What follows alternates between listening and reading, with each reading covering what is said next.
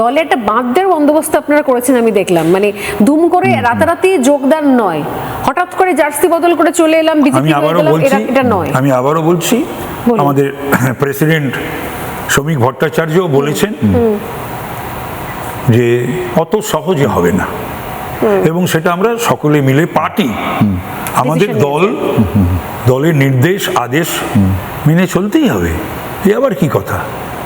BJP যে তৃণমূল নয়, এটা বিজেপি প্রতিদিন, প্রতি মাস, প্রতি বছর বুঝিয়ে দেবে। যেটা কালকে আপনি বুঝিয়েছিলেন ফাজলামি করা যাবে না বিধানসভায়, যাবে না তো? হ্যাঁ, বিধানসভায় যেটা বলেছেন এটা তো ভাইরাল, মানে বিধানসভা কেউ শোনেনি এর আগে।